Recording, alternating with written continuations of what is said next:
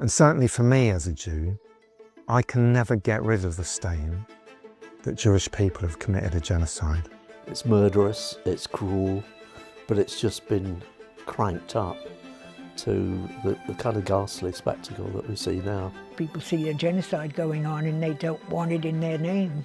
You know, that's what their t-shirts say, not in my name, and they speak out, and they speak out as Jews. I was born in the Bronx in America. I was born into a Zionist family, but I didn't know what Zionism was. In fact, I never knew what Zionism was until I was much older. The family background is Russian Jewish, and both my parents were in the Communist Party and pretty active at the time. So there were no Jewish events celebrated. It was a non-religious background. I was brought up in a Jewish household. We went to synagogue on a Saturday, Jewish New Year, Rosh Hashanah, Yom Kippur. Those were all things that were, I suppose, calendar markers, as well as the things that you actually do that made me really understand that I was in a Jewish family. You only knew that Israel was great and that Israel was part of America, really, and I call it like another state because it's just very much a part of everybody's Jewish life in America growing up. You just love Israel, there's no question about it.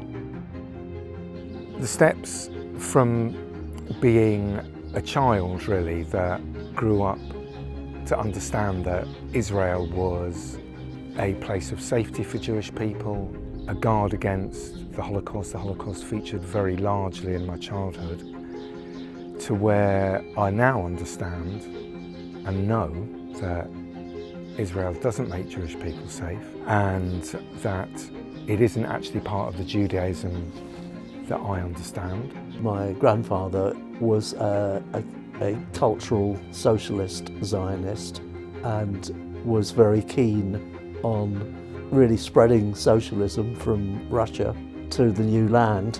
He wasn't interested in an Israeli state. The word homeland probably seems more appropriate. In 1982, I walked out of synagogue. It was Jewish New Year, and Sabra and Shatila, which was a slaughter that happened in refugee camps in Lebanon, had just happened. And I heard all the things around me from people I go to synagogue with, and they were very supportive of a slaughter. Just going to Palestine will change you forever. Even though you know things, when you see it firsthand, it's just life-changing. And we heard people talking where they were trying to take their homes away. When I came back, I was much more active. So for many years, he chaired the Hebrew Language Committee in Palestine, and every week they met and invented new words for things like umbrella and telephone.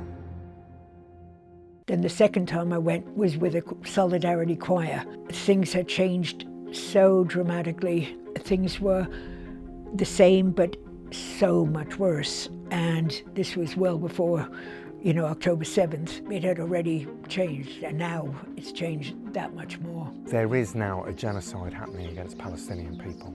But what does that mean if I'm not going to stand with people in solidarity with them, combating a genocide, especially if that genocide's being carried out in the name of people against whom a genocide was carried out 70 years ago. It's a genocide, it's murderous, it's cruel, and it's continuing something that started probably in the 1930s in Palestine at the time, but it's just been cranked up to the kind of ghastly spectacle that we see now. Sometimes we just can't bear to see what's going on because it's so cruel and nasty, particularly involving children, the death of children and such like. To see a genocide, to see it on social media, to see it not on conventional news, but on all the alternative news channels, how the population thinks it's okay, how soldiers glorify what they're doing. It's just horrendous. And every day I think Israel can't get any worse. Just the inhumanity of Israel just shocks me. We have a rally outside the train station every Friday. It's different to things we do on a Saturday where it might be a march or a boycott action. It's much more of a celebration of being supportive of Palestine. Most of my family were just English working class. So, in a way I valued that. Recently I went to the West Bank and I went to Massif Yatta. When I was there, somebody was shot. A Palestinian man was shot.